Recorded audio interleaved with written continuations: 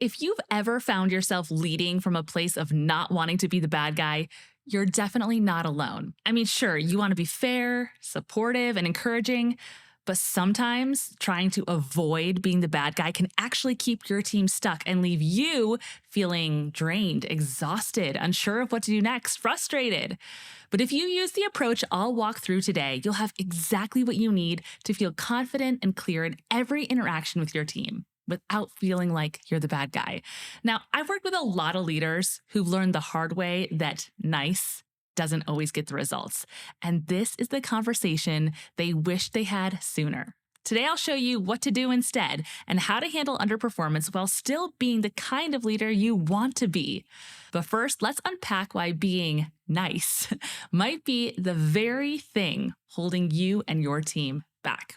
Let's say that your employee lets you know that they have too much work on their plate to reach the deadline for the task you've assigned. First of all, kudos to this pretend employee for coming in advance instead of just missing the deadline. But especially because they did that, you might find yourself tempted to be nice and empathetic because, I mean, isn't that what you're supposed to do as a leader?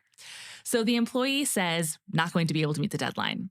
The nice response would be, I totally get it. You do have a lot on your plate. Don't worry about getting it done this week. I mean, you feel good saying that. They feel good with you saying that. All is well. And this is too often what we do. Do you want to know what the definition of nice is? It's pleasant. It's agreeable. Now, I know I would love to be seen as pleasant and agreeable, don't you? But that is the problem right there. Did you hear it? I would love to be seen as. See, being nice, it's not a leadership trait. It's a self-preservation trait. Gonna say that one again. Being nice, my friend, it's not a leadership trait. It's a self-preservation trait. When we work to be seen as agreeable or pleasant, what we're doing is we're prioritizing our self-esteem instead of the real work of leadership, which is by nature others-centered. Nice is just rooted in fear. Fear of being disliked, fear of being uncomfortable, fear of causing tension. I mean, I remember feeling those fears. Do you feel those fears? You want to be liked. You want to be comfortable. You don't want to feel that tension. And so to avoid all those potentially scary things underneath the surface, what do we default to? Agreeable, pleasant, nice. Okay, so when I was in fifth grade, my parents bought this beautiful old historic home in Pennsylvania. It was built in 1901. And this house had so much natural beauty, had so much character. It had these 11-foot ceilings and a spiral staircase at the entrance. And the house was just so super cool. It was charming, but it needed some cosmetic updates. So that's what my parents decided to do. But as they started to deal with that cosmetic work, they realized that under the surface of that paintwork and those basic updates were some real issues. So we had these super beautiful old windows, like you can imagine in these old historic homes, these tall, beautiful old windows. But those windows did not keep the cold out in the winter. We actually had to hang this plastic over the windows to try to keep out the wind and the cold, and it did not work all that well. And this basement was this old dirt basement, just the dirt ground, which means moisture issues, it meant air quality issues, it meant pests, not to mention that there was outdated electrical, plumbing issues.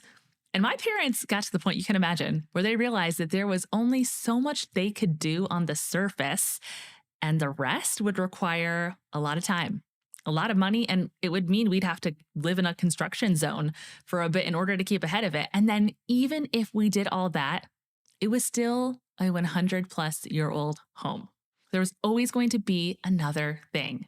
So we ended up selling the house to some people who really wanted to restore a historic home, and that's what they did. You know, we could continue to do the easy and more instantly gratifying work at that house, but the house just needed so much more, and that more was hard. You see, the cosmetic work, if you will, on your team is the easy stuff. It's the stuff that doesn't really require much sacrifice or discomfort for you. But if you just handle the easy stuff and never actually get to the hard stuff, my friend, you're just being nice. And your team deserves so much more than you being nice. And that is the beginning of the real mindset shift that we're getting at here.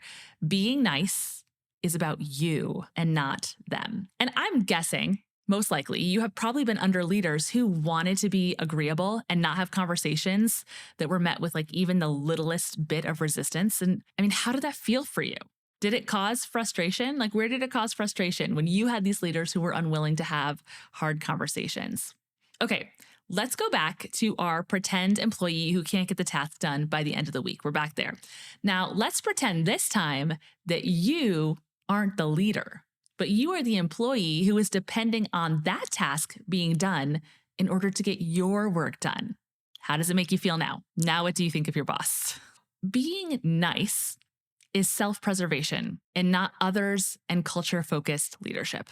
Got that? Okay, so where does it leave us? Should we just be super strict? Should we be inflexible? Should we never show any grace when people come to us needing an extension on a deadline or when there's a level of underperformance? I mean, what is the alternative to being nice? Now, you may think that this is a matter of semantics, but I believe that the alternative to being nice is being kind. So, the definition of kind is having a generous or considerate nature. So, being pleasant and agreeable, nice, is about how you say or do something. It's about your tone, it's about your attitude, it's about you. But generosity and consideration, being kind, are actually about what you do. They're the real actions that actually help someone. So think about it like this. Just imagine with me. It's 4:45 p.m. It's the grocery store. Lines are long. Everyone is tired.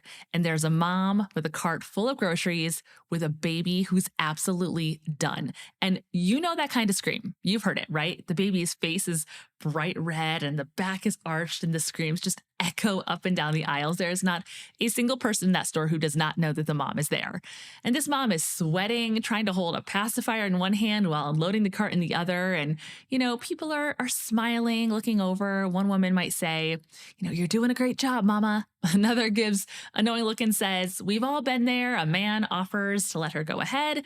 All of these people are being perfectly nice. But then, after somehow, magically, she got through the checkout while bouncing a baby, bagging groceries, and probably apologizing, a different kind of person showed up. Now, this woman came up behind her and simply said, let me help. She took the mom's cart without waiting for her permission and walked with her to the car. And when the mom got the baby into the car seat and all buckled, she turned around and saw that this lady was already loading the groceries into the trunk. And the lady didn't shower her with affirming words or tons of smiles. She just did something. Then she left. Well, that mom in the store was me. Later, when I told my husband about all that happened, I didn't mention the smiles. I didn't mention the encouraging nods or the nice words. I talked about her, the kind lady who actually did something to help me. And the kindness wasn't just in the help, it was in her help without expectation, right? She didn't need anything in return. It wasn't about her at all. So when I say be kind instead of being nice, what I'm really saying is be helpful. Use your words to be an effective leader that keeps the needle moving, that keeps your employees on a path of growth. So, what does it look like to lead by being kind and not just nice? Instead of saying to this employee, I totally get it. You have a lot on your plate. Don't worry about getting it done this week, right? That was our nice response from earlier. You could say one of these things. Here's an option. Thanks for sharing that with me so I can help. I mean, the team is really depending on this task being done this week. What do you think you can shift around or delegate in order to get it done in time? So that's an option. Another option is you could say, I'm so glad you mentioned something so we can figure it out together. So if there's no way that you can get it done this week, how are you planning to communicate the delay and the new timeline to the team?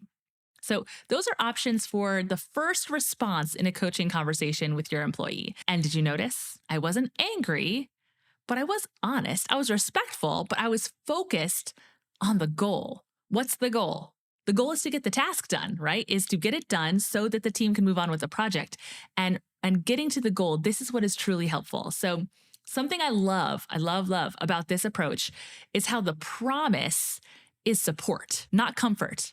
right? It might not make your employee feel great when you don't give them a free pass, but you're also not abandoning them. You're there to help them figure it out so that everyone can succeed. They succeed, the team succeeds, the project succeeds, everyone succeeds.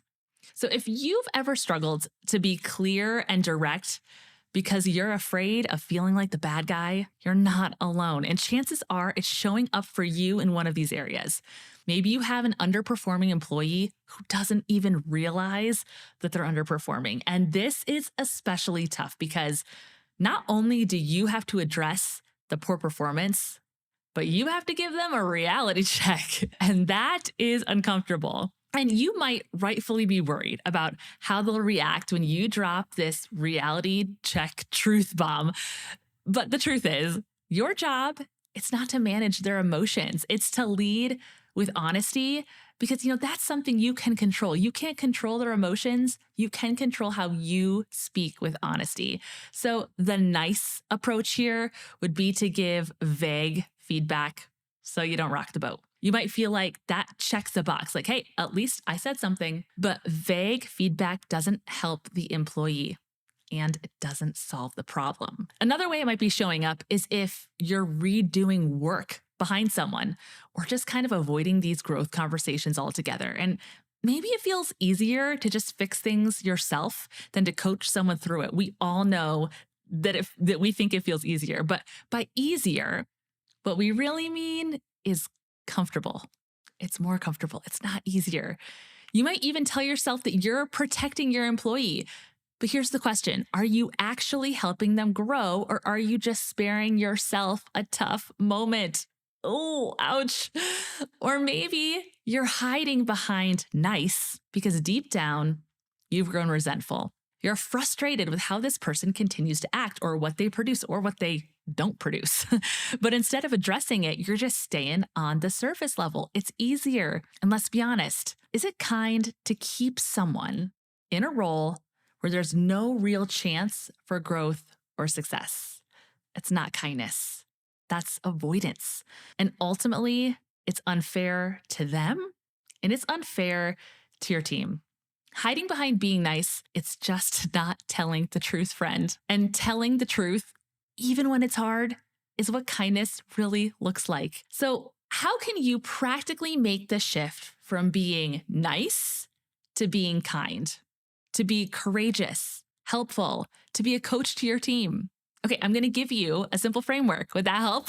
3 simple tips. And since I really love alliteration, you are going to get 3 N's from me today. The 3 N's are notice, name, and navigate. Okay, so the first is notice. This is simple, okay? This is really, really simple. Your first job is to just pay attention to your nice instinct. Notice when it's happening. It's going to be like a red flag going off, right? Like this light on your dashboard when you're starting to feel this temptation to be nice instead of saying a hard thing. And when that little light goes off on your dashboard, ask yourself, what am I afraid of? Okay, that's what I want you to ask. What am I afraid of? And allow yourself to answer that honestly. Maybe even write it down. I'm afraid of their reaction. I'm afraid I won't know what to say. I'm afraid that they won't like me. I'm afraid I'll hurt their feelings, right? Those are all things we feel. If you are using niceness to avoid a conversation, it's because of fear. So notice it, figure out what you're specifically afraid of. Okay, so after notice, the second N is name. You want to name the truth, what actually has to be said here. Now, you don't need to figure out exactly how you're going to say it, how the conversation will go, but we need to start out with the facts. What are the facts? The work is late. The attitude is negative. The work's unfinished. The look is not quite on brand. The meetings are too freaking long. What is the situation or behavior that you wish was different? Name it. Write it down so you're really, really clear. And the third N is navigate. Navigate just the beginnings of a coaching conversation. How can you, with kindness, consideration, and generosity, help the person see what is happening and navigate a path forward with them, regardless of their response? You could consider starting with a calm, emotion-free statement of what you notice, and then ask a question for them to reflect on. This is how you start to navigate what comes next. And if you want to know exactly where to go from here, I have a free on demand workshop that walks you through exactly how to have a clear, empowering conversation with your team. You'll learn where to start, what to say, how to move forward, and to do it with confidence. So just go ahead to heycarolist.com/workshop or click the link in the show notes to access this workshop. If you want to grow in how you communicate with your team, you are going to love this workshop. Okay, the last thing I want to share with you, you have your 3 N's, your framework for what you're going to do. But now I'm going to share with you 3 quick encouragements because I know, I know, friend, this is going to require you to push yourself out of your comfort zone and into true kindness in your leadership. You can totally do it, but it's hard. So here are 3 encouragements. The first is people trust leaders who are consistent and who tell the truth. You want to be respected, not just liked. And respect is birthed out of trust. Trust is earned. If you want to earn trust, you tell the truth. It's really that simple. Okay, my second encouragement is this. Teams thrive when they are coached. They really do. They weaken when they're coddled. It's kind of like this helicopter parent thing, right? Your kids will only be as prepared to handle the next hard thing as you let them learn during the current hard thing. And that's hard. We want to protect our kids. I feel this, right? We want to rescue them because it's hard for us to watch them struggle, which actually makes it about us. So let's push past how it makes us feel and focus on what's truly best for our people. Let's serve them with what they really need.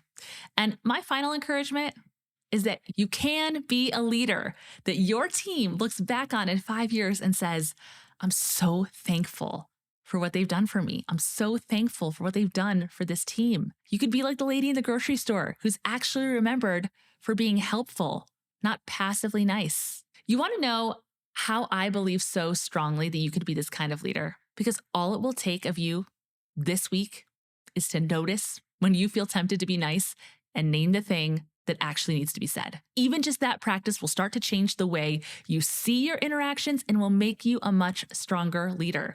The leader I absolutely know you can be. So, are you going to do it?